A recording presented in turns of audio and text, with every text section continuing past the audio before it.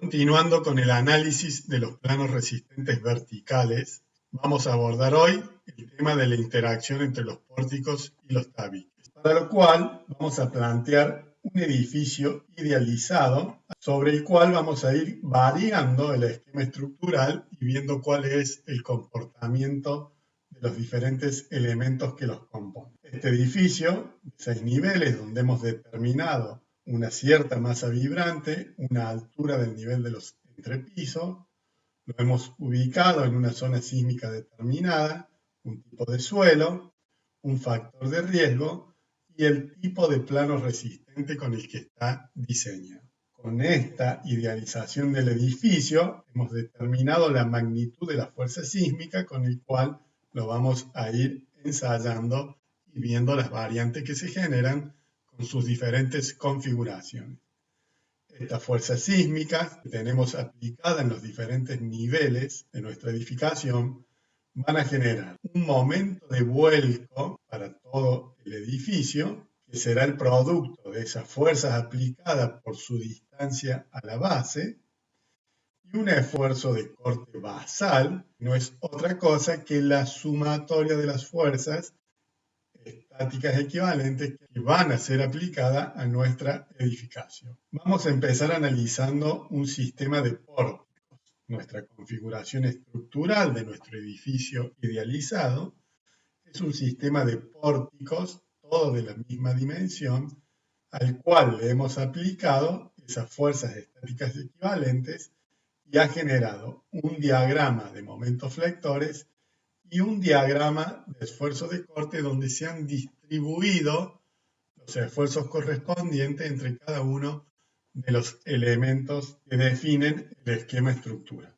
Y vamos a empezar a ver cuál es el comportamiento. Acá tenemos la deformada de uno de los planos, del plano central, el diagrama de momento que le corresponde a ese plano central de este edificio que está constituido solamente por pórticos, y el diagrama de esfuerzo de corte que le corresponde a ese plano resistente vertical del centro de nuestra estructura. Y acá podemos leer los desplazamientos que ha sufrido ese plano resistente vertical, que es el primer parámetro que debemos analizar cuando estamos haciendo la interpretación del comportamiento de cualquier estructura. En este caso tenemos los desplazamientos en cada uno de los niveles y los desplazamientos relativos que se producen entre niveles, donde podemos advertir claramente que el comportamiento típico de un pórtico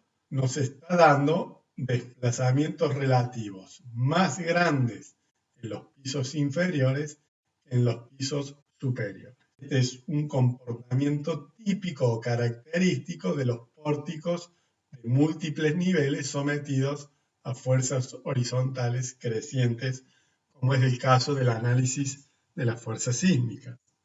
La ubicación característica de los puntos de inflexión en estos pórticos a nudos desplazables tiene que ver con la aparición de los mismos en todos los niveles, ya que la capacidad restrictiva de las vigas en relación a la rigidez de las columnas está generando este comportamiento típico, donde podemos ver los puntos de inflexión cercanos a los puntos medios en las vigas. Si trasladamos esta condición a la deformada, podemos ver el cambio de curvatura que se está produciendo en las columnas en todos los niveles. De esta manera tenemos la aparición de puntos de inflexión en todos los niveles de las columnas del pórtico. Veamos ahora qué sucede con el equilibrio en las bases de esta estructuración configurada exclusivamente por pórticos.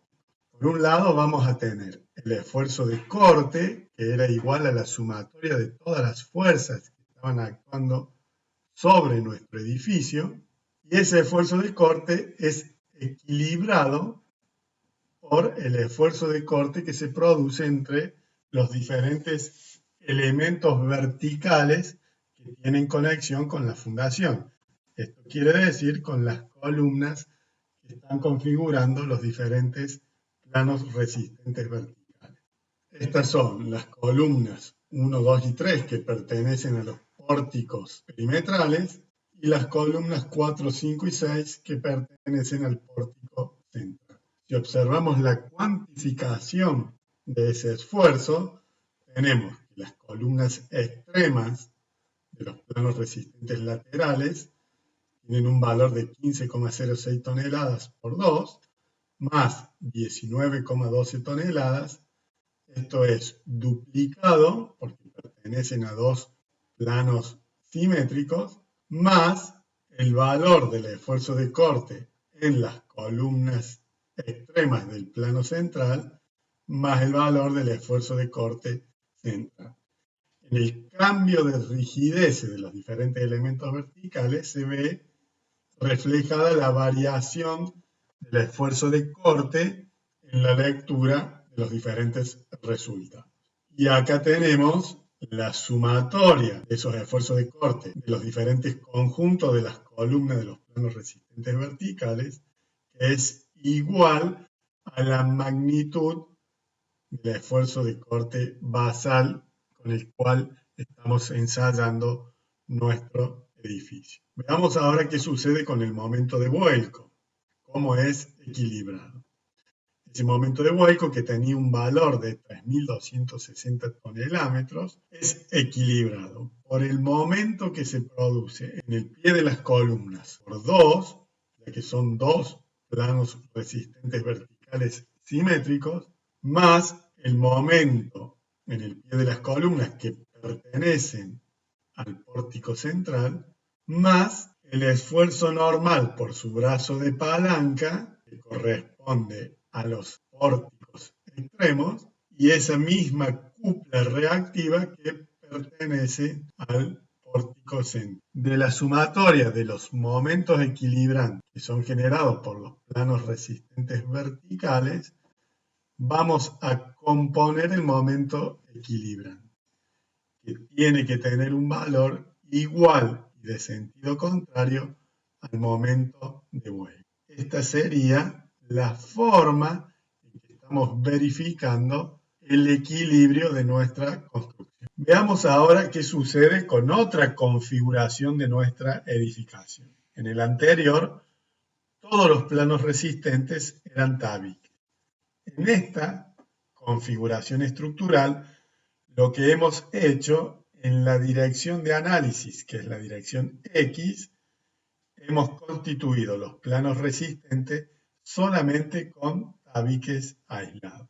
Le aplicamos la fuerza horizontal estática equivalente que habíamos calculado para esta construcción y acá tenemos los diagramas de momento flector y esfuerzo de corte con la valoración de ese esfuerzo en los elementos equilibrantes principales. Ya se puede advertir que esa magnitud de momento de vuelco, que en el caso anterior era equilibrado con la participación de todos los elementos verticales y por las cúpulas reactivas que estos configuraban, en este caso es equilibrado únicamente por los tabiques, que son los elementos estructurales principales. Y lo mismo está sucediendo con el esfuerzo de corte. Veamos ahora el comportamiento característico de este tipo estructural, que es el tabique aislado. Lo que tenemos acá son los tres planos principales que están equilibrando las fuerzas horizontales. Y hemos transcrito acá los desplazamientos que tenemos en cada uno de los niveles. Acá podemos ver el diagrama de momentos flectores de una de las líneas. Tenemos que hacer la salvedad de que el plano resistente es solamente el tabique, ya que si comparamos los esfuerzos que está tomando ese tabique aislado comparado con las columnas que son sumamente esbeltas, no tiene punto de comparación. Y lo mismo está sucediendo en la distribución del esfuerzo de corte, donde el tabique es el encargado de equilibrar las fuerzas aplicadas. Y la participación de estas columnas, que no tienen ninguna vinculación horizontal, más que la losa, que está actuando como una biela de conexión, no tienen participación en el equilibrio de las fuerzas horizontales. Acá hemos calculado los desplazamientos relativos